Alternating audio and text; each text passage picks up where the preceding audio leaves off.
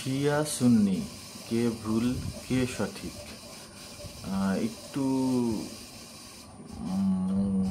বড় হতে পারে, কারণ একসাথে বিষয়গুলো না আসলে সিদ্ধান্তটা নেওয়া মুশকিল হবে। আর একদম ডিটেলসে যাওয়া যাবে না, ডিটেলসের বিষয়গুলো আপনারা সার্চ করে দেখবেন, আমি হিন্টস দিয়ে যাব। আচ্ছা, ঘটনা শুরু হয় অ্যাকচুয়ালি মুয়াবিয়ার থেকে। উনি খলিফা ছিল না, উনি একজন সম্রাট হিসেবে আমরা তাকে ধরতে পারি। এখন মুয়াবিয়ার থেকে কিভাবে শুরু হলো? হজরত উমর রাদিয়াল্লাহু তাআলা আনহু, উনি মুয়াবিয়াকে সিরিয়ার গভর্নর বানান ওনার আমলে। তো ওনার শহীদের পর উসমান যখন খলিফা হন, ইসলামের তৃতীয় খলিফা, উনিও শহীদ হন। তারপরে স্বভাবতই আলী আসে খিলাফতে। তো হজরত উসমান আলাইহিসসালাম উনি একজন উমাইয়া খলিফা ছিলেন, আর অন্যগুলা ছিলেন হাশেমি খলিফা। আমাদের নবীজি, হজরত আবু বকর, হজরত উমর আর আলী, চারজনের তিনজনই ছিলেন হাশেমি খলিফা, আর হজরত উমাইয়া ছিলেন উমাইয়া খলিফা। মুয়াবিয়াও ছিলেন উমাইয়া খলিফা, আলীর পরে যে আসছেন। তো হজরত উসমান আলাইহিসসালামের সময়, উনি প্রায় 12 বছর খিলাফতে ছিলেন উনি শহীদ হওয়ার আগে। তো তখন বিভিন্ন এলাকার গভর্নর হিসাবে বা রাষ্ট্রীয় ক্ষমতায় প্রভাব প্রতিপত্তিতে উমাইয়ারা অনেক আগায় যান। আর মহানবীর নবী হওয়ার আগেই, নবী হিসেবে প্রকাশ পাওয়ার আগেই উমাইয়া আর হাশেমিদের মধ্যে একটা দ্বন্দ্ব ছিল, কে সেরা। যদিও দুইটাই কুরাইশ বংশ, কে সেরা। তো উসমানের আমলে হজরত উসমান আলাইহিসসালাম, হজরত উসমান রাদিয়াল্লাহু তাআলা আনহু বলতে হবে, ওনাদের উপর আল্লাহ রাজি, বেহেশতের ঘোষণা প্রাপ্ত, এই জন্য ওনাদেরকে অসম্মান করে কথা বলা যাবে না। 12 বছর ক্ষমতাকালীন উমাইয়ারা খিলাফতের বেশিরভাগ অনেক জায়গায় ক্ষমতায় ওরা চলে যান, যেটা নিয়ে হাশেমি আর উমাইয়াদের মধ্যে একটু সমস্যার তৈরি হয়। তো যখন উসমান মারা যান, আলী যখন খলিফা হিসাবে নিযুক্ত হন, তখন উনি 6টা প্রদেশের গভর্নরকে বদলি করেন। আসলে বদলি না, অব্যাহতি দেন। তো 5টা এলাকার গভর্নররা আলীর সিদ্ধান্ত মেনে নেয়। আর খলিফা হচ্ছে ইসলামের মুমিনদের সর্বোচ্চ নেতা। ওনাদের আদেশ না মানলে তার মুসলিমত্বই থাকে কিনা সন্দেহ আছে। এই বিষয়ে আমি বলাটা ঠিক হবে না। আচ্ছা, তো মুয়াবিয়া সেইটা মানল না, মানে নাই আলীর ঘোষণাকে। আলী রাদিয়াল্লাহু তাআলা আনহু, ইসলামের চতুর্থ খলিফা এবং শেষ খলিফা, তাকে মানল না। সে উমাইয়ার হত্যার প্রতিশোধ দাবি করলো, আগে বিচার দাবি করলো। আসলে কিছু না, মানবে না বা ক্ষমতা ছাড়তে রাজি না, এই ধরনের। আচ্ছা, যাই হোক। তো মাঝখানে আবার একটা কথা বলে রাখি, অনেকেই সুন্নি ঘরানার আলাপটা যেহেতু শিয়া সুন্নি নিয়ে করতে চাই, সুন্নি ঘরানার অনেকেই মুয়াবিয়ার আগে রাদিয়াল্লাহু তাআলা আনহু বলতে চায় না, বলে।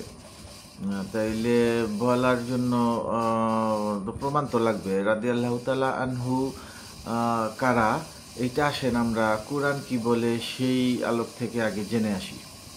রাদিয়াল্লাহু তাআলা আনহু কারা, এই সম্পর্কে কুরআন বলে, আল্লাহ বলেন সূরা আল আনফাল 8 নম্বর সূরা, যেটা আয়াত 74। যারা ঈমান এনেছে, নিজেদের ঘরবাড়ি ছেড়েছে এবং আল্লাহের রাহে জিহাদ করেছে এবং যারা তাদেরকে আশ্রয় দিয়েছে, সাহায্য সহযোগিতা করেছে, তারা হলো সত্যিকারের মুসলমান। তাদের জন্য রয়েছে ক্ষমা ও সম্মানজনক রুজি। আয়াত ৭৫। আর যারা ঈমান এনেছে পরবর্তী পর্যায়ে এবং নিজেদের ঘরবাড়ি ছেড়েছে এবং তোমাদের সাথে সম্মিলিত হয়ে জিহাদ করেছে, তারাও তোমাদের অন্তর্ভুক্ত। তাইলে এখানে সূরা আনফালে আল্লাহ বললেন যে যারা ঘরবাড়ি ছাড়ছে, মানে মক্কা থেকে মদিনায় গেল, এবং তারা যারা মদিনাবাসীর মধ্যে যারা ওনাদেরকে আশ্রয় দিলেন এবং ওনাদেরকে সাহায্য সহযোগিতা করলেন, তারাই হচ্ছে সত্যিকারের মুসলমান। আর তাদের জন্য রয়েছে ক্ষমা ও সম্মানজনক রুজি, মানে আল্লাহ তাদেরকে ক্ষমা করে দিছেন আর তাদেরকে সম্মানজনক রুজি দিছেন। পরের আয়াতে বললেন যে এবং পরেও যারা তাদের সাথে যুক্ত হয়েছে, তারাও তোমাদের এবং যুক্ত হয়েছে, জিহাদ করছে, জান মাল দিয়া জিহাদ করছে, তাদের কথা এখানে বলা হয়েছে যে তারাও তাদেরই অন্তর্ভুক্ত। আচ্ছা, সূরা আত-তাওবাতে কি বলছেন?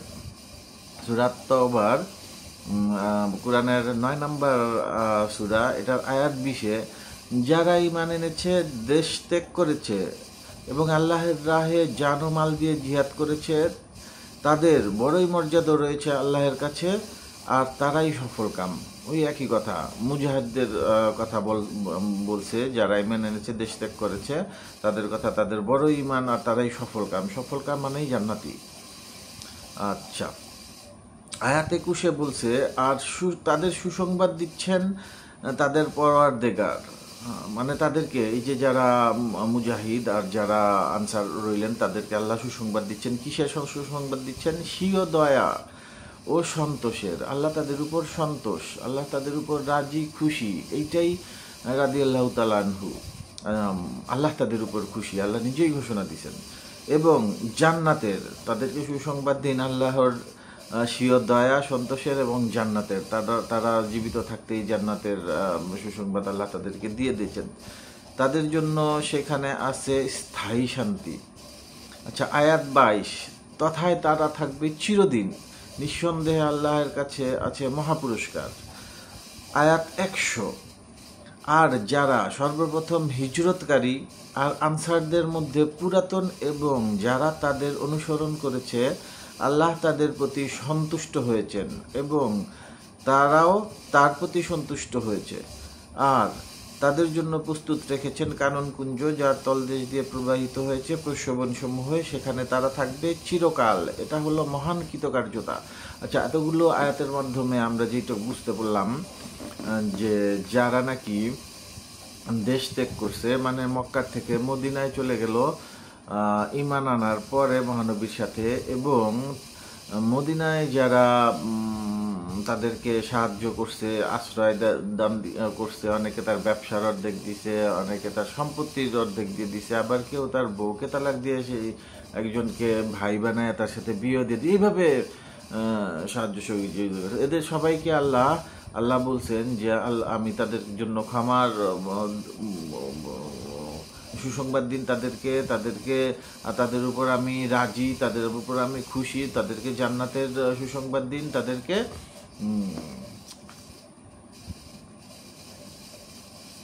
জান্নাতে তারা চিরকাল থাকবে, এটা মহাপুরস্কার। এইভাবে আল্লাহ বললেন, এরাই হচ্ছে রাদিয়াল্লাহু তাআলা আনহু। আচ্ছা, তাইলে মুয়াবিয়াকে কেন আমরা রাদিয়াল্লাহু তাআলা আনহু বলতে পারি না? মুয়াবিয়া ইসলাম গ্রহণ করে ৮ হিজরিতে, মক্কা বিজয়ের পর। উনি ইসলাম গ্রহণ করে। তখন মক্কার যারা ছিল, এই কুরাইশ, যাদের বিরুদ্ধে মহানবীর আসল যুদ্ধটাই ছিল মহানবীর তাদের সাথে, তারা সবাই কি বলে ইসলাম গ্রহণ করছিল। এটা আপোষে করে নাই আর কি, আপোষে করে নাই। মক্কা বিজয় হওয়ার পরে সবাই করছে, তেও করছে।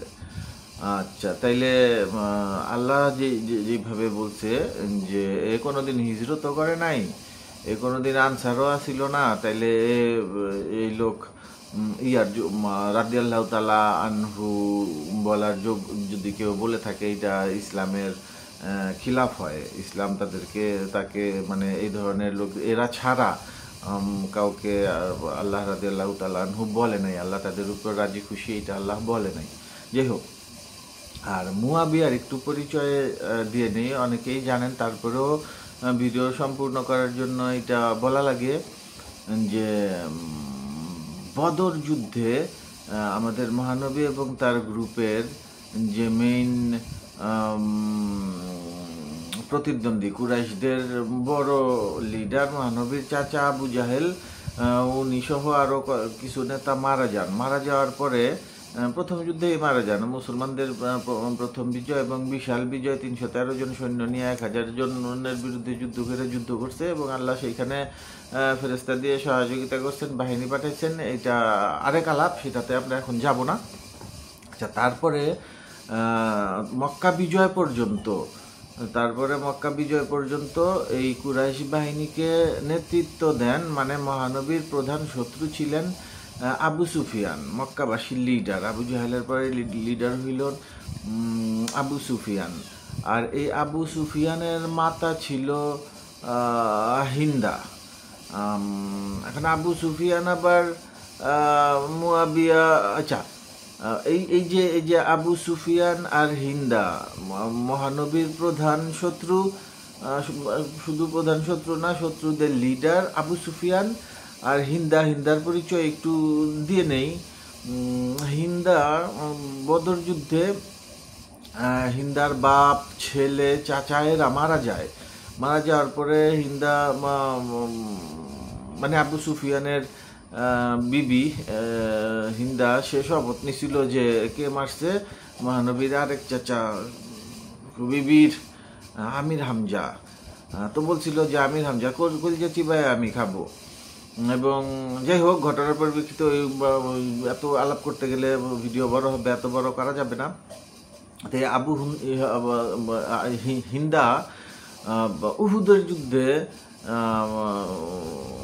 মহানবীর যে চাচা বীর আমির হামজা নিহত হইলে যুদ্ধ শেষে সত্যি তার কলিজা চিবায়া খাইছিল, এত জঘন্য, এত হিংস্র। এই হচ্ছে হিন্দা। আর আবু সুফিয়ান মক্কা বিজয় পর্যন্ত ছিল মহানবীর সবচেয়ে বড় শত্রু তথা ইসলামের সবচেয়ে বড় শত্রু। এই যে এই দুইজনের পুত্র হচ্ছে মুয়াবিয়া, গ্রেট মানুষদের পুত্র, বুঝতেই পারতেছেন, এদের পুত্র হচ্ছে মুয়াবিয়া। আচ্ছা, তো এই মুয়াবিয়া করলো কি, যখন আলীর ওই যে কথা বলতেছিলাম, আলীর খিলাফতের পর সব গভর্নরগুলা কথা শুনলো, কিন্তু মুয়াবিয়া আর কথা শুনলো না। তারে বিচার না করলে, মানে ওসমানের বিচার না করলে সে ক্ষমতা ছাড়বে না, মানে বিরোধিতা করলো, খলিফার বিরোধিতা করলে সে মুসলিমই থাকে না। যাই হোক, মুসলিম রইল, মাইনা নিলাম সে মুসলিম আছে, সে বিচার চায়। এইভাবে যদি ধৈর্য নেই, তা সুন্নি মতভেদে তার সাপোর্ট অনেক বেশি করে। তা আমিও সুন্নি ঘরানারই, কিন্তু আমি সুন্নি শিয়া এইগুলা মানি না।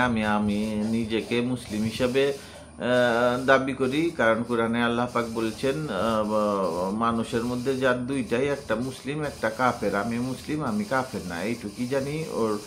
আর আল্লাহ বলছেন যে আল্লাহর রজ্জু শক্ত করে ধরো, তাইলে তোমরা বিভক্ত হবে না। আমি আল্লাহর রজ্জু বলতে, আল্লাহর রজ্জু পৃথিবীতে আগে নবীগণ ছিলেন আর তাদের কিতাবগণ ছিলেন, এখন নবীও নাই, কিতাব একটাই রয়েছে, সেটা আল কোরআন। এইটা ধইরা রাখলেই তারা বিচ্ছিন্ন হবে না। আমি ওইটা ধইরেই আছি এবং এর বেশি বুঝতেও চাই না, বেশি চিন্তাও করতে চাই না। কোরআন যা বলে এইটাই ঠিক, ও আমি বুঝলেও ঠিক, আমি না বুঝলেও ওইটা ঠিক। আল্লাহর জ্ঞান আমার জ্ঞান দিয়া বিবেচনা করলে তো হবে না, ওই আমার বোঝা সম্ভব না। যে হালায় বুঝতে চায় ও স্টুপিড, ও গাধা। যেটুক বুঝি একটু করবো, যেটুক বুঝি না ওইটুকু করুম, না বুঝা করুম। এটাই হচ্ছে মানে আত্মসমর্পণ, এটাকেই ফলো বলে আত্মসমর্পণ। ইমান যেটাকে বলে, ইমান মানে বিশ্বাস না, ইমান মানে আত্মসমর্পণ করা। আচ্ছা, যাই হোক, তো বুঝলা যাই। আচ্ছা, ওকে। তো এই এই হচ্ছে মুয়াবিয়া। মুসলিম রইল, ধরলাম মুসলিম রইল। তো কি করলো, যুদ্ধ লাগাই দিল, সে মানে না, যুদ্ধ লাগাই দিল আলীর বিপক্ষে। এখন আলীর হচ্ছে খলিফা, একটা গভর্নর যদি কথা না শুনে যুদ্ধ তো তার বিরুদ্ধে করাই লাগে। মুসলিম মুসলিম যুদ্ধ, সিফিনের যুদ্ধ। মুসলিমদের ইতিহাসে এত মুসলমান মারা যায় নাই এই এই যুদ্ধে যত মুসলিম মারা গেছিল। আর কয়েকদিনের এই যুদ্ধে এত মুসলিম মারা যাওয়ার কারণে হজরত আলী রাদিয়াল্লাহু তাআলা আনহু, যদিও প্রথম জীবনে, যৌবন জীবনে আমরা উনাকে বীর হিসাবেই চিনি, এখনো কোনো কাজ করতে গেলে বাড়ি কিছু আগাইতে গেলে শক্তিশালী কিছু আলী, হ্যাঁ আচ্ছা যাই হোক, আলী মহাবীর ছিলেন এবং সত্যি তাই ছিলেন। আসলে মনুষ্য শক্তি না, আল্লাহর কিছু শক্তি তার ভিতর কাজ নিশ্চয়ই করছে। পরবর্তীতে আনাইলে ওই যে একটা দুর্গর হাদিসে আছে আর কি, একটা দুর্গর দরজা, লোহার দরজা, যেটা কেউ ভাঙতে পারতাছিল না, উনি হাত দিয়া তুইলা দরজা মরজা ফিক্কা। একটা সাধারণ মানুষের পক্ষে কাঠের দরজা একটা খুইলা ফিক্কা ফেলা সম্ভব না, খুলতেই পারবো না, ফিকবো তো পরের কথা, ফিকতে হয়তো পারবো, খুলতে পারবো না। আর উনি এই ডবল লোহার দরজা, দুর্গের দরজা, উনি খুইল্লা টাইনা ছিঁড়া ফিক্কা ফালাই দিছিল। পরে 40 জনে নাকি উঠতে পারে, এই সেই বীরা ছিলেন উনি। পরবর্তীতে সুফি মতো হয়ে গেছিলেন। সুফিবাদের জন্ম উনার কাজ দিয়ে। উনি খুবই ভালো এবং নরম মনের মানুষ ছিলেন, বীর ছিলেন জুয়ান বয়সে। পরবর্তীতে উনি সুফি মানুষ ছিলেন, খুব নরম মনের মানুষ ছিলেন, খুব ভালো মানুষ ছিলেন। নবীজির সাথে বড় হয়েছে ছোটকালের থেকে, ভালো মানুষ না হইয়া উপায় আছে, তার সংস্পর্শে থাকলে ও মাটিও তো শোনা হইয়া যায়, আমার উনি তো মানুষই। যাই হোক, খুব ভালো লোক ছিলেন। এই যুদ্ধে মুসলমানদের অবস্থা দেখা যখন তারা মুয়াবিয়া হারে হারে এরকম অবস্থায় কোরআন বলে বর্ষার মাথায় বাইন্দা চুক্তি করে, চুক্তিতে ঠিক আছে আসেন আমরা একটা সমঝোতা করি, নিজেদের মধ্যে সমঝোতা করি। আচ্ছা, একটু দেখা নেই সমঝোতাটা। ওরা সরাসরি করছে না, মুয়াবিয়া আর আলী সরাসরি করে নাই।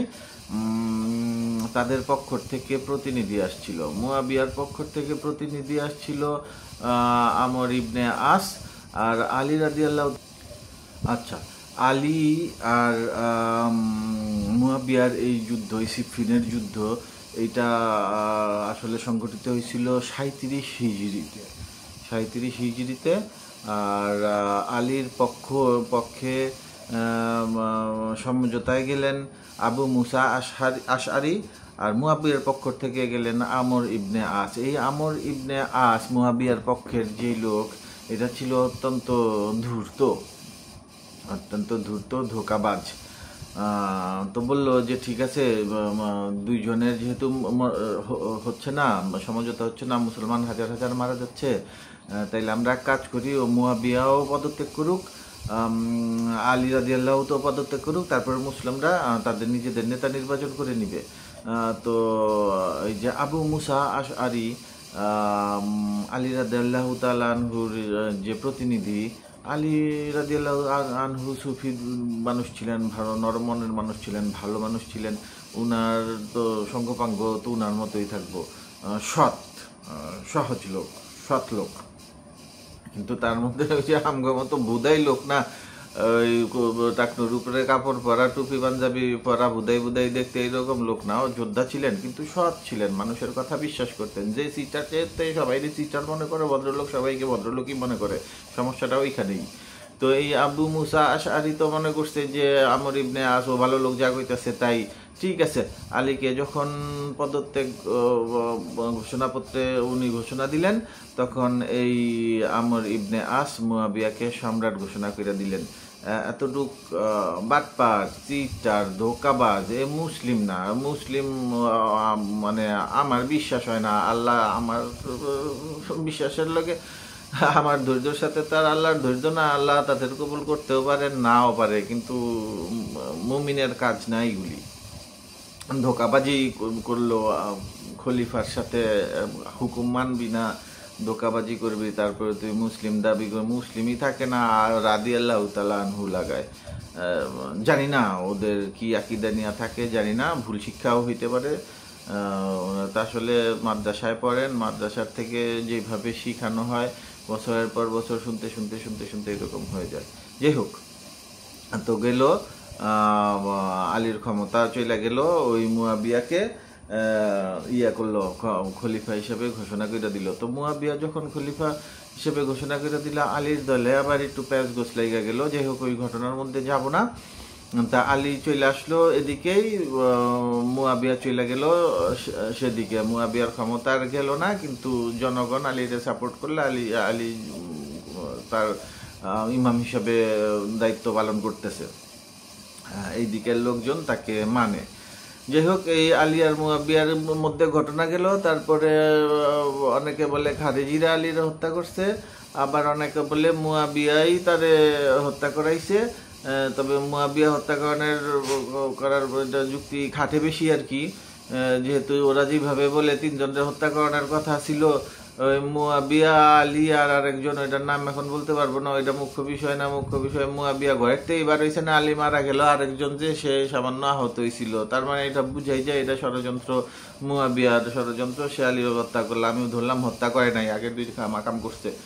যাই হোক, তা আলীর হত্যার পরে ইমাম হইল আলীর পুত্র ইমাম হাসান। ইমাম হাসানের সাথে সবাই বায়াত গ্রহণ করলো। তখন আবার এই এই মুয়াবিয়া তার 50-60 হাজার সৈন্যবাহিনী নিয়ে আইসা পড়লো আলীর সাথে। এখন সুন্নি মতবাদ বলে চুক্তি করতে আসছে, চুক্তি করতে মানে সমঝোতা করতে আসছে। সমঝোতা করতে আসলে 50-60 হাজার সৈন্য নিয়ে আসার কোনো প্রয়োজন না, দিতেই আইছিল যে না মানলে এখানে দিমো সাবার কইরা আর কি, এই ধরনের হতে পারে। আবার আমি জানি না, এটা বলা মুশকিল, দুইজন দুইভাবে বলে। তবে যেহেতু 50-60 হাজার সৈন্যবাহিনী নিয়ে আসছিল, মানে যুদ্ধর সিদ্ধান্ত নিয়েই আসছিল যে না মানলে যুদ্ধ করে দিব। মুয়াবিয়া ইমাম হাসানের কাছে আসলে এইভাবে কোনো রকম বুঝাইলো যে তুমি বাচ্চা মানুষ, আমি বুড়া হয়ে গেছি, কয়দিন বাঁচমুই, আর আমি মরলে তুমি খলিফা হইব না, অসুবিধা নেই।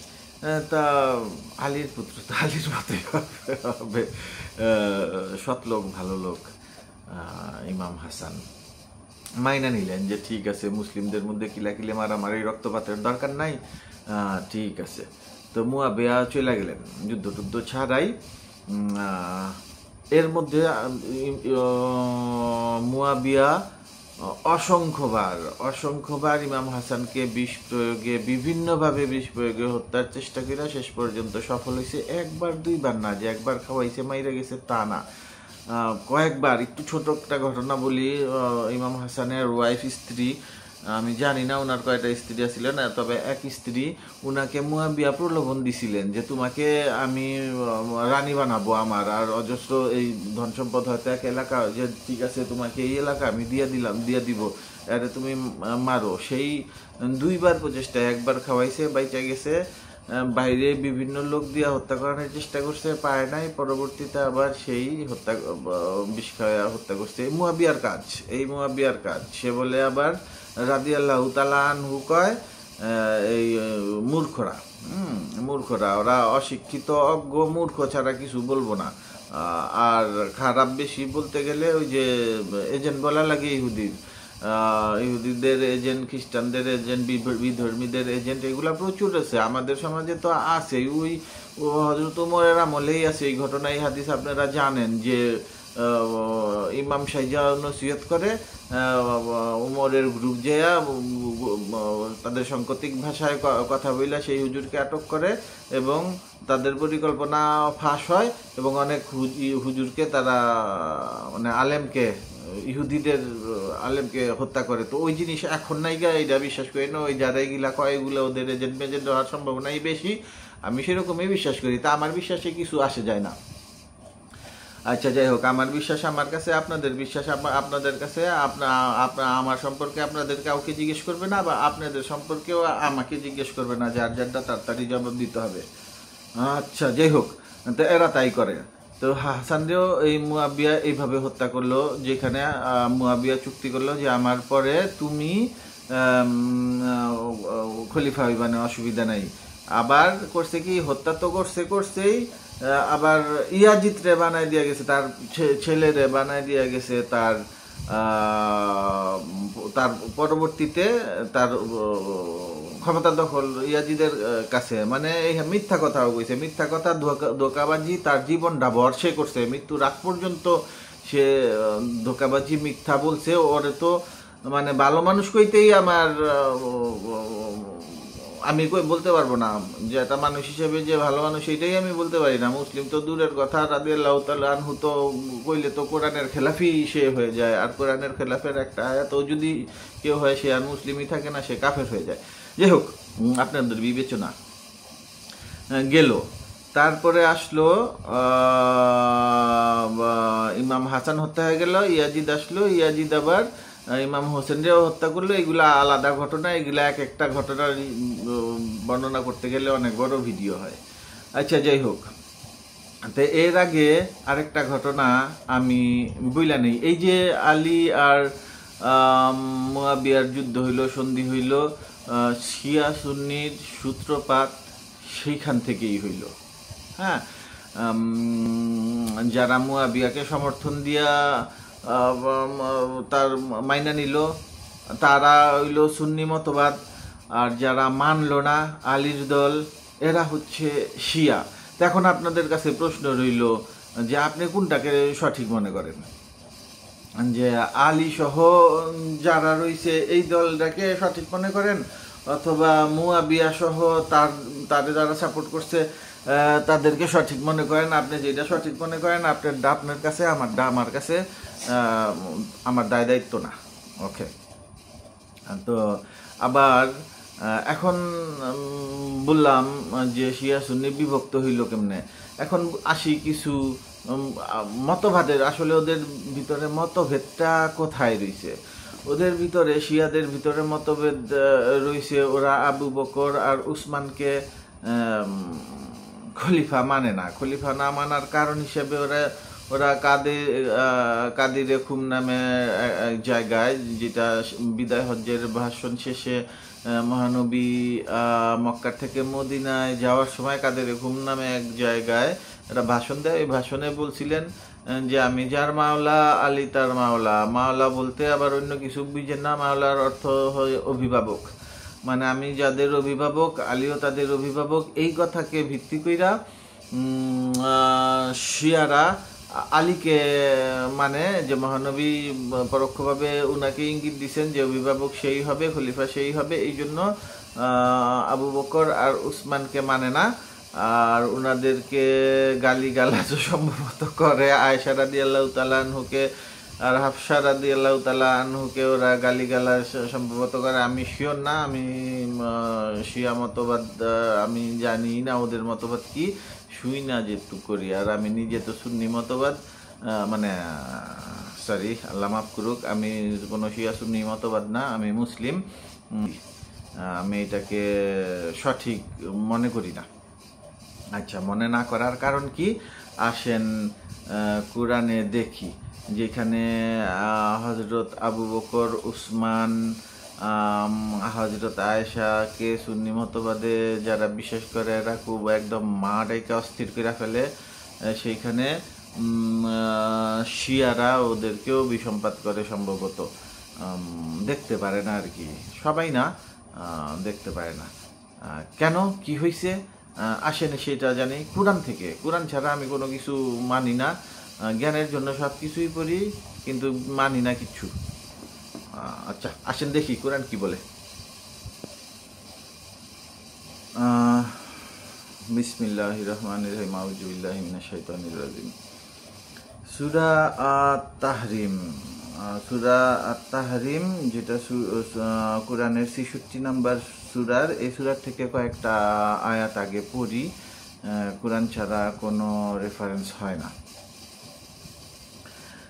হে নবী, আয়াত ১, আল্লাহ বলছেন, হে নবী, আল্লাহ আপনার জন্য যা হালাল করেছেন আপনি আপনার স্ত্রীদেরকে খুশি করার জন্য তা নিজের জন্য হারাম করেছেন কেন? আল্লাহ ক্ষমাশীল, দয়াময়। মানে নবীজির এক স্ত্রী তাকে একটা দাসী উপহার দিছিলেন। তো তখনকার নিয়ম ছিল যে দাসীদের কাছে সে যেতে পারত যে কেউ। তো নবী ওই দাসীর ঘরে ছিলেন। তো আয়েশা হাফসা ওনারা আয়েশা ধরছে যে তার ঘরে আপনি যাইতে পারবেন না। চেতাচুতি করে বউরা, চেতাচুতি করে, আপনার বউ আমার বউ করে, সবার বউ করে, চেতাচুতি করে যাইতে পারবেন না। তো ঠিক আছে যাও, যাবো না, এই অশান্তি ভালো লাগে না, ঠিক আছে যাবো না। তো সেই বিষয়ে আল্লাহ বললেন যে আমি যেটা তোমার জন্য হালাল করছি সেটা তুমি হারাম করলা কেন? এটা তোমার অধিকার নাই। যেটা হালাল ইজ হালাল, হারাম ইজ হারাম। ওকে, তারপরে এই কসম থেকে অব্যাহতির উপায়ও আল্লাহ বলে দিছেন। সূরা আয়াত 2-তে বলছেন যে আল্লাহ তোমাদের জন্য কসম থেকে অব্যাহতি লাভের উপায় নির্ধারণ করে দিয়েছেন। আল্লাহ তোমাদের মালিক, তিনি সর্বজ্ঞ সর্বা। মানে কসম ওইটা ভেঙে ফেলেন, এই সমস্ত কসম টসমের দরকার নাই, এই সমস্ত প্রতিজ্ঞার দরকার নাই। হ্যাঁ, ভেঙে ফেলেন। আচ্ছা, আয়াত 3-এ বললেন, যখন নবী তার একজন স্ত্রীর কাছে একটি কথা গোপনে বললেন, অতঃপর স্ত্রী যখন তা বলে দিল এবং আল্লাহ নবীকে তা জানিয়ে দিলেন, তখন নবী সে বিষয়ে স্ত্রীকে কিছু বললেন এবং কিছু বললেন না। তখন নবী যখন তা স্ত্রীকে বললেন, তখন স্ত্রী বললেন, কে আপনাকে এ সম্পর্কে অবহিত করলো? নবী বলল, যিনি সর্বজ্ঞ ও আকিফাল, তিনি আমাকে অবহিত করেছেন। আচ্ছা, এখানে বলছে যে আমাদের মহানবী তার স্ত্রীকে একটা গোপন কথা বলছে, আর সেটা কাউকে না বলতে বলছে। আর এই গোপন কথাটা সে জানাই দিছে। ঘটনাটা কি ঘটছে আমি বলি। নবীজির এক বিবি হযরত হাফসা রাদিয়াল্লাহু তাআলা আনহু, ওনাকে রাদিয়াল্লাহু তাআলা আনহু বলা যায় কি যায় না জানি না, বলে নবীর বিবি, আমিও বলি, অসুবিধা নেই। উনাকে নবীজি একটা গোপন কথা বললেন, যেটা বইলা কাউরে বলতে না করছেন। তো উনি করছে কি, নবীজির আরেক স্ত্রী আয়েশা রাদিয়াল্লাহু তাআলা আনহু উনাকে বইলা দিলেন।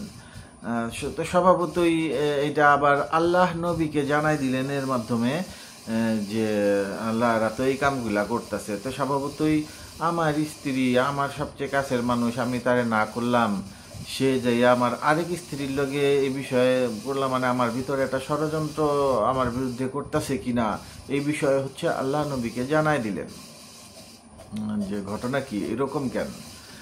তো এই দুইজনের কথাই এখানে বলা হয়েছে, যে হযরত হাফসা রাদিয়াল্লাহু তাআলা আনহু আর হযরত আয়েশা রাদিয়াল্লাহু তাআলা আনহু, তাদের কথা বলা হয়েছে। এখন হাফসা রাদিয়াল্লাহু তাআলা আনহু আর আয়েশা রাদিয়াল্লাহু তাআলা আনহু কে ছিলেন আমরা তো কিচ্ছুই জানি না।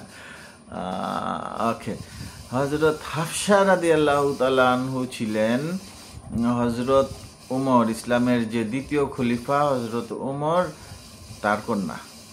আর হযরত আয়েশা রাদিয়াল্লাহু তাআলা আনহু বলবো যে বলি না বলি, আচ্ছা কিছু একটা, নবীজির স্ত্রী সম্মান পাওয়ার যোগ্য। আয়েশা ছিলেন হযরত আবু বকর রাদিয়াল্লাহু তাআলা আনহুর কন্যা। বিষয়টা কি বুঝতে পারতেছেন যে এই কন্যা দুইটা কার কন্যা? একজন আবু বকরের কন্যা, একজন হযরত উমরের কন্যা। এই যারা ইসলামের প্রথম এবং দ্বিতীয় খলিফা, শুধু ইসলামের প্রথম দ্বিতীয় খলিফা না, মহানবী নবী হিসাবে, রাসূল হিসাবে আবির্ভূত হওয়ার আগেও উমর, আবু বকর, তারা কুরাইশদের মধ্যে বিরাট প্রভাবশালী ছিলেন। আর ইসলাম যখন মক্কা দখল কইরা নিল নবীজিরা, তখন তো তারা খলিফা হয়ে গেছেন। তার মানে তাদের মেয়েদের কতটুক দাপট বা তাদের কতটুক প্রভাব, ওইটা আপনি প্রভাবশালী কোনো ফ্যামিলির সাথে না বুঝলে চিন্তা করতে পারবেন না, বুঝতে পারবেন না।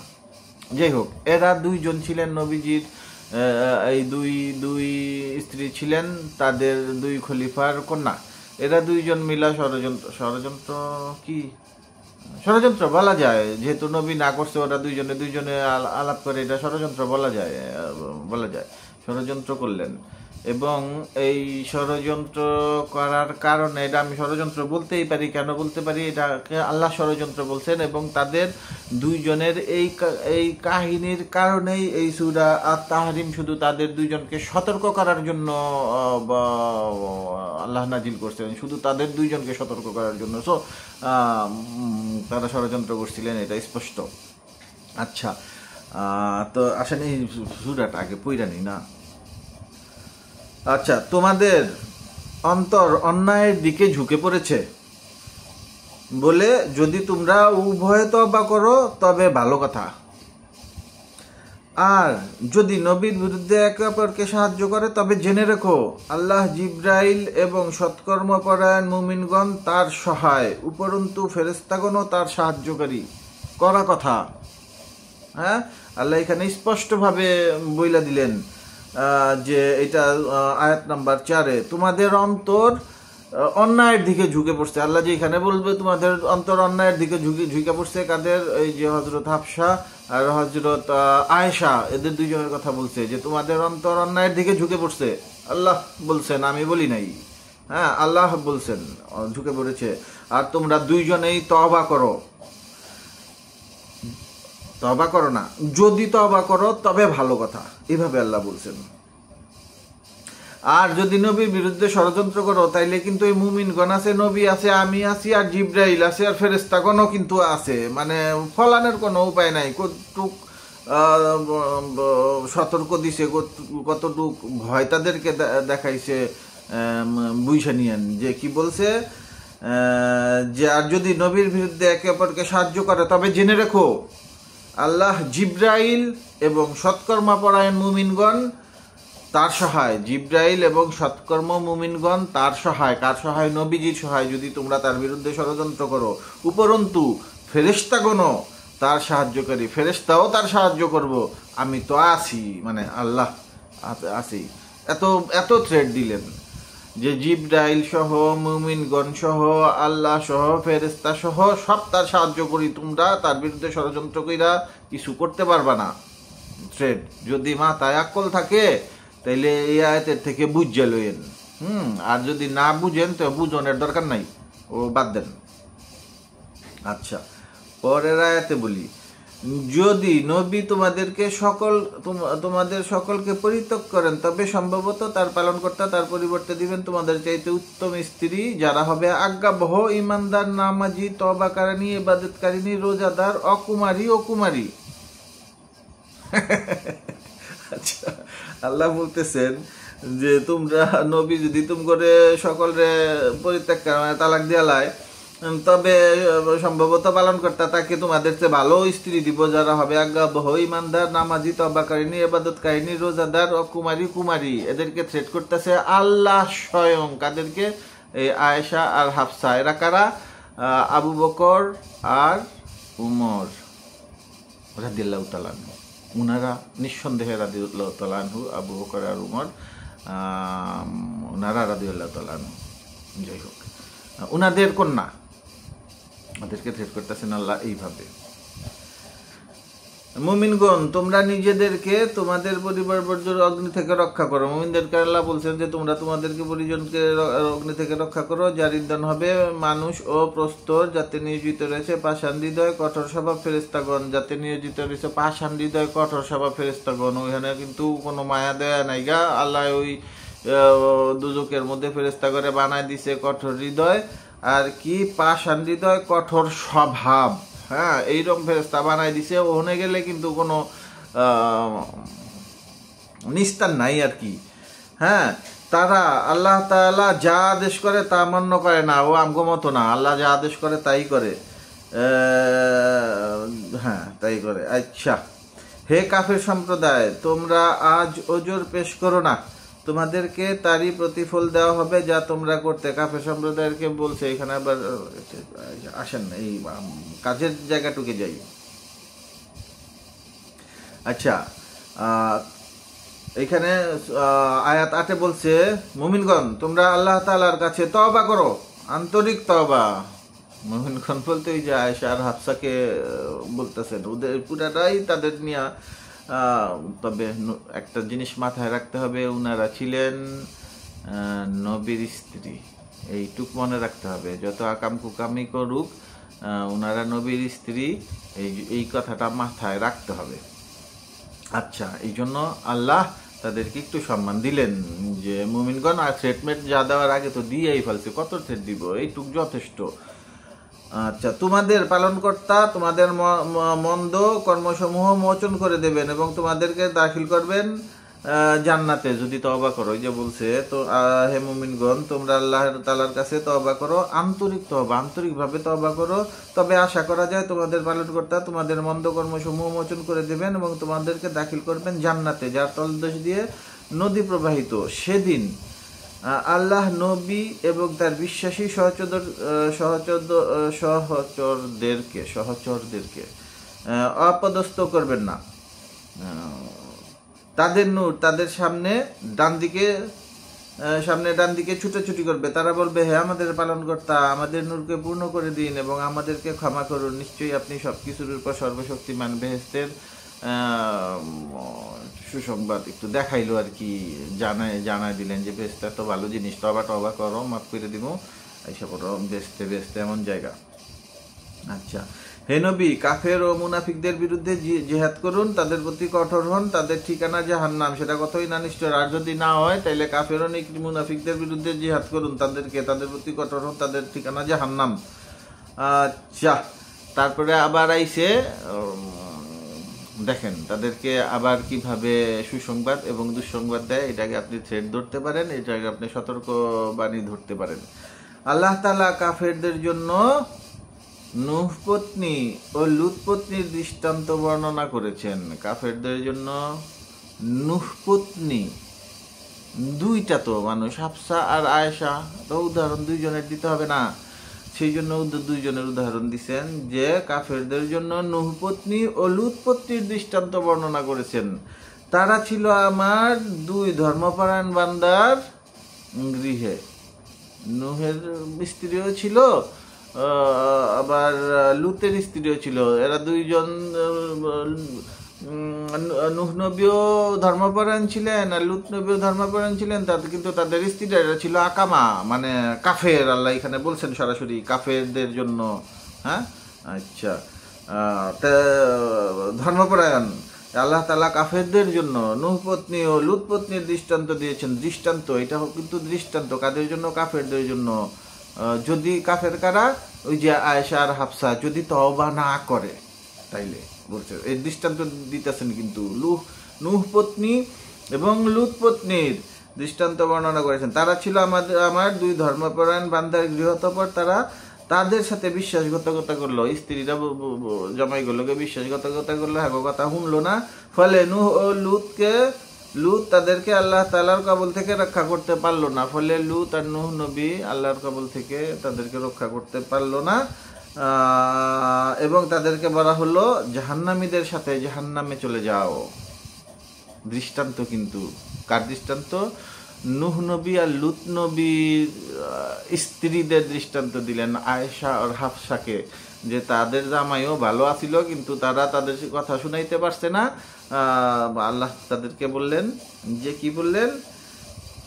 তাদেরকে বলা হলো জাহান্নামীদের সাথে জাহান্নামে চলে যাও। মানে তোমরাও যদি ওয়া করো, তবা না কইরা নবীজির সাথে ইলা করছো না, তাইলে ওই যে দৃষ্টান্ত কিন্তু দিয়ে দিছি যে তাদের সাথে জাহান্নামে চলে যাবো। আচ্ছা, আল্লাহ তাআলা মুমিনদের জন্য ফেরাউন পত্নী দৃষ্টান্ত বর্ণনা করছেন। কিন্তু আবার যদি কি করে, তবা করে যদি ভালো হয়ে যায়, তাহলে কি করছে?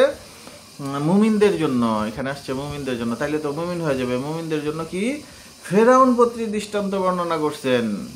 ফেরাউন সবাই চিনেন। ফেরাউনের পত্নী ছিল আয়েশা, ভালো লোক ছিলেন, জান্নাতি। হ্যাঁ, আল্লাহ যেহেতু বলছেন জান্নাতি, আমি তো চিনি না, দেখেছি কইতেছিলাম জন্ম হয়েছে নাকি। আচ্ছা, ফেরাউন পত্নীর দৃষ্টান্ত বর্ণনা করেছেন। সে বলল, হে আমার পালনকর্তা, আপনার সন্নিকটে জান্নাতে আমার জন্য একটি গৃহ নির্মাণ করুন, আমাকে ফেরাউন ও তার দুষ্কর্ম থেকে উদ্ধার করুন এবং আমাকে জালেম সম্প্রদায় থেকে মুক্তি দিন। সেই যে ফেরাউন পত্নী আল্লাহর কাছে প্রার্থনা করছিল, আল্লাহ জান্নাতে আমার জন্য একটা ঘর নির্মাণ করেন, আমার এইসব জালেম মানুষদের হাত থেকে মুক্তি দেন। দেখেন ফেরাউনের পত্নী, হ্যাঁ ঘরের স্ত্রী, এর দিকে তো ফেরাউনের এই ঘরের দিকে তো নজরই দেওয়ানোর কথা না, কিন্তু আল্লাহ তো আমার আপনার মতো এত কঠোর হৃদয় না, কমল হৃদয়। এই জানতে বইয়া যেই আল্লাহর কাছে চাইবো, আল্লাহ ঠিকই সেটা শুনে, খালি শুনেও না, এই যে কোরআনে দিয়াও দিছে যে আল্লাহ কইছে যে আল্লাহ আমার লিগে জান্নাতে একটা ঘর বানাও, এখানে আমার থাকতে ভালো লাগে না। আচ্ছা, আর দৃষ্টান্ত বর্ণনা করেছেন দুইজন, তো যে আয়েশা আর হাফসা দুইজন, তো দোজকের বর্ণনা দৃষ্টান্ত দুইজন দিলে বেহেশতেরও দুইজন দেওয়া লাগলো না, দেওয়া লাগে না। তো একজনরে দিল এই যে ফেরাউনের স্ত্রী আয়েশা, আর একজনরে দিল পরের আয়াতে, মানে শেষ আয়াতে 12 নম্বর আয়াতে ইমরান তনয়া মারিয়ামের। হ্যাঁ, ইমরান তনয়া মারিয়ামের মানে ঈসা নবীর মা মারিয়ামের, যে তার সতীত্ব বজায় রেখেছিল, অতঃপর আমি তার মধ্যে আমার পক্ষ থেকে জীবন ফুঁকে দিয়েছিলাম এবং সে তার পালনকর্তার বাণী ও কিতাবকে সত্য পরিণত করেছিল। সে ছিল বিনয় প্রকাশকারিণীদের একজন। তাইলে মুমিনদের জন্য, যদি মুমিন তবা কইরা ভালো হয়ে যাও, তাইলে মুমিন হিসাবে ওই যে ফেরাউনের স্ত্রী আর ওই যে ঈসা নবীর মা এগো মতো সম্মান আমি তোমাদেরকে দিব। আর যদি খারাপ হয়ে যাও তাইলে কিন্তু ওই যে নূহ নবী আর লূত নবীর পত্নীর অবস্থা জাহান্নামে চলে যাইবে গা। এটা কারে বললো? আয়েশাকে আর হাফসাকে, আর হাফসাকে রাদিয়াল্লাহু তাআলা হযরত আয়েশা আর হযরত হাফসা, ওনারা কে ছিলেন? ওনারা ছিলেন আবু বকর রাদিয়াল্লাহু তাআলা কন্যা ছিলেন হযরত আয়েশা, আর উমর রাদিয়াল্লাহু তাআলা আনহুর কন্যা ছিলেন হাফসা রাদিয়াল্লাহু তাআলা।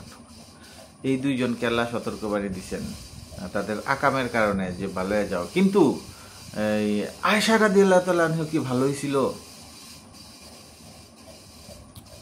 মহানবী, এটা তো মহানবীর জীবদ্দশার কথা।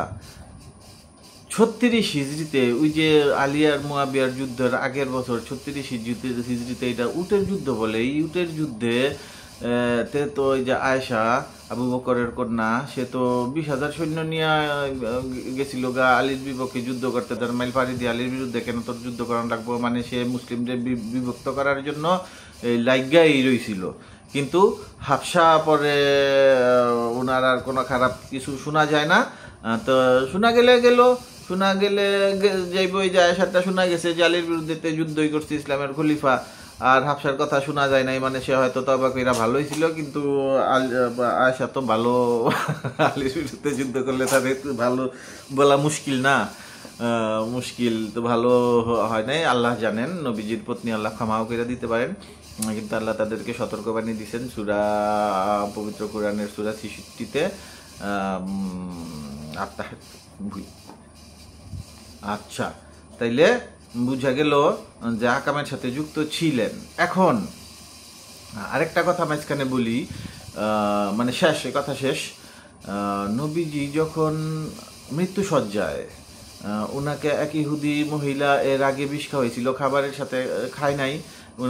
উনি আর এক সাহাবী খাইতে বসছিলেন, সাহাবী একটা মাংস টুকটা নিয়ে অলরেডি খাইয়া ফেলছেন। নবীজি একটা মাংস টুকটা মুখে নিয়ে চাবান দিয়েই বুঝতে পারছিল এটার বিষ খাইও না। তা খাইও না কইতে কইতে তো সাহাবী তো খাইয়া ফেলছে, আগেই খাইয়া ফেলছে, খাইয়াও মরে গেছে গা। আর মহানবী যে মুখে যে নিছে এতেই তার বিষক্রিয়া হয়েছিল অনেকদিন। কিন্তু হাদিসে শোনা, সত্য মিথ্যা জানি না, এটা দায়িত্ব নিব না, শুধু বলি নবীজির মৃত্যু সজ্জায় তাকে সে মানে অর্ধেক চেতনা অর্ধেক ঘুমন্ত এইরকম একটা অবস্থায় তাকে ওষুধ খাওয়ানোর চেষ্টা করছিল এই যে আয়েশা হাফসা, তারা নবীজির স্ত্রীগণ। কিন্তু নবীজি যখন মুখে দিছে তখন তিনি নাকি উইটাই ওষুধ নিয়ে তাদের রুমে যারা আছে সবাইরে খাওয়াই দিছিলেন। মানে নবীজি হয়তো সন্দেহ করছিলেন এইখানেও আমাকে বিষ খাওয়ানোর চেষ্টা করা হইতেছে, হয়তো হয়তো I am not sure about that. Okay, কিন্তু হাদিসে আছে, শোনা যায়। ওকে, তো এরকম কাম যদি করে তাইলে তো সমস্যা, তারা সমস্যা না। হয়তো এরকম ঘটনার চেষ্টা করছিল, হয়তো করে নাই, হয়তো সত্যি ওষুধ দিতে চেয়েছিল, হয়তো সত্যি বেশি দিতে চেয়েছিল, এটা এখন জানা সম্ভব না, যেহেতু আল্লাহ তাআলা এই বিষয়ে কাউকে কিছু জানান নাই বা কারো মাধ্যমে সঠিক কোনো 100% শিওর বলা যাবে না। ঠিক আছে, তাইলে যখন একদম মৃত্যু সজ্জায় গেল, একদম লাস্ট কথা এটা, মৃত্যু সজ্জায় মহানবী একটা কাগজ আর কলম চাইলেন, তা আমি যদি ধইরা নেই যে এই যে আবু বকর ওসমান ওনারা তো মহানবীর পাশেই ছিলেন, থাকারই কথা। আবু বকর তো সারা জীবন ওনার পাশে ছিলেন, সারা জীবন, একদম মানে মক্কা থেকে মদিনায় হিজরতের থেকে ধইরা একদম মৃত্যু পর্যন্ত। আর উসমানও তাই, উসমান ইসলাম গ্রহণের পর থেকে নবীজির পাশেই ছিলেন, সবসময় সর্বদা পাশে ছিলেন ওনারা রাদিয়াল্লাহু তাআলা আনহু, এতে কোনো সন্দেহ নাই, আল্লাহ কোরআনে বলছেন। এমনি ইসলামিক মানে ঐতিহাসিক ব্যক্তিত্ব হিসেবে কেউ সমালোচনা করে করুক গা, ওইটা অগ ব্যাপার। যাই হোক, তো ওনারা পাশে ছিলেন, একটা কাগজ আর কলম চাইছিলেন, ও হয়তো কিছু একটা লিখতে চাইছিলেন যে আমার বিষ খাওয়ায়, অথবা কোনো একটা কিছু, কি লিখতে চাইছিলেন এটা জানা যায় না, কিছু একটা লিখতে চাইছিলেন। উমর কিন্তু সেই কাগজ কলম দেয় নাই, উনি বলছিলেন যে কিছু লেখা লাগবে না, কুরআনই আমাদের জন্য যথেষ্ট। হয়তো গোপন করতে চাইছিলেন কিছু, যে লেখা দিলে ফাঁস হয়ে যায় কিনা। উমর, আবু বকর, তাদের কন্যা হাফসা, আয়েশা, নবীজির স্ত্রী, ওদের তো সম্মান দুইটা, স্ত্রীগণের আর কি, নবীজির হাফসা আর আয়েশার সম্মান দুইটা না। আবু বকর ওসমানের কন্যা একদিকে, আরেকদিকে নবীজির স্ত্রী, সম্মান দিয়া কথা কইতে হবে। বিচার যা করার ওগো আল্লাহ করবো, আমি আপনার করতে পারব না। যাই হোক, তো দেয় নাই। তা উমর বলছিলেন যে ঠিক আছে, কোরআনই যথেষ্ট আমাদের জন্য, এবং নবীজি মারা গেছিলেন। এখন আলী, এই যে শিয়ারা যারা, ওদের প্রবলেম একটাই, ওরা এই হাফসা আর আয়েশার এই কারণে, এই সমস্ত কীর্তিগুলার কারণে ওরা তারে মানে না, ওরা তারে অভিসম্পাত করে, আল্লাহর কাছে বদদোয়া করে আর কি, সোজা কথায়। আয়েশা আর হাফসারে, কারা? শিয়ারা। এইটা যেমন ঠিক না, সঠিক না, তেমনি আমরাও যে একেবারে মা মা মা মা করে অস্থির করে এলাই, মা আয়েশা, মা অমুক, মা অমুক, এইটাও ঠিক না। কারণ রাকামের সাথে যুক্ত ছিল কোরআন, তার প্রমাণ, এবং কোরআনে তাদেরকে জাহান্নামের সুসংবাদও দিছে, সুসংবাদ না, দুঃসংবাদ আর কি, ওটারে আল্লাহ সুসংবাদই কয়, নেগলেক্ট কইরা। জাহান্নামের কথা বলছে এবং তওবা করলে জান্নাতের কথাও বলছেন, কিন্তু বলছেন মানে আকামের সাথে যুক্ত ছিলেন।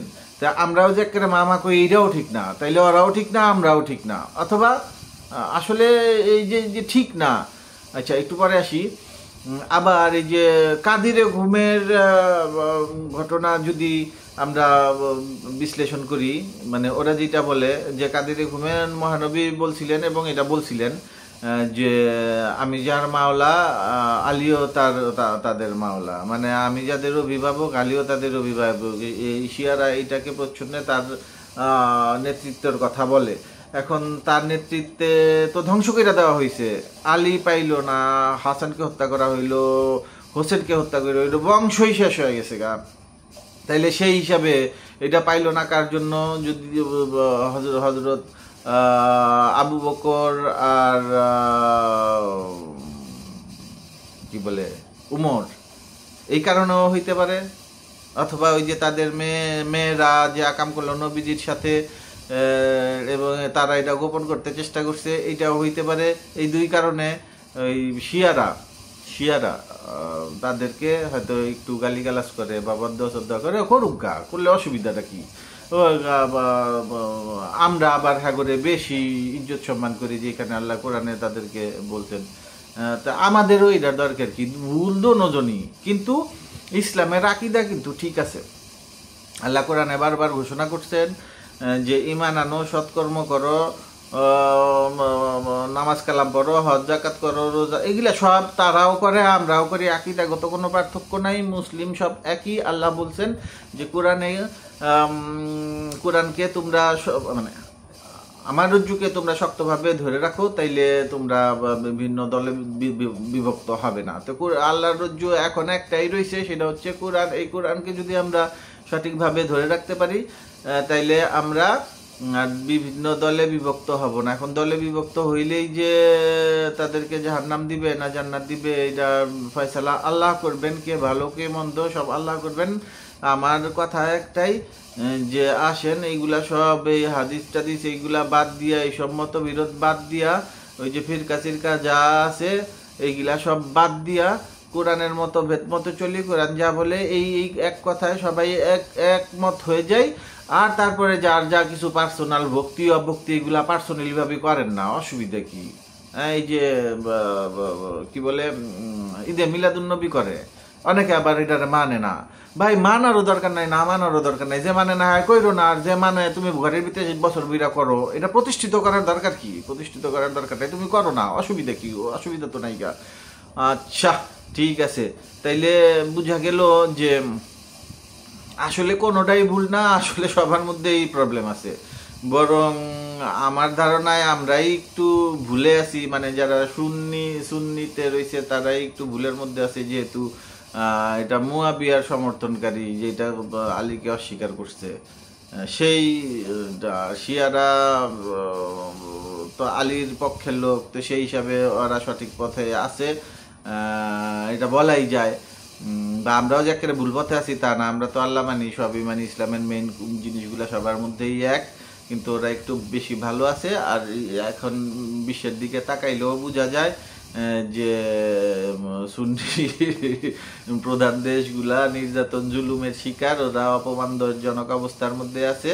শিয়ারাই, আল্লাহ তাদেরকে কখনোই অপমানজনক অবস্থানে রাখেন নাই, বরং বিশ্ব তাদেরকে আজ পর্যন্ত ভয় করে। ভবিষ্যতে কি হবে আল্লাহ সবচেয়ে ভালো জানেন। আল্লাহ মহাপরিকল্পনাকারী। কুরআন পড়বেন আর সাবস্ক্রাইব করলে ভালো লাগে, কমেন্ট করলে ভালো লাগে। অনেক শিক্ষণীয় বিষয় আছে এইখানে।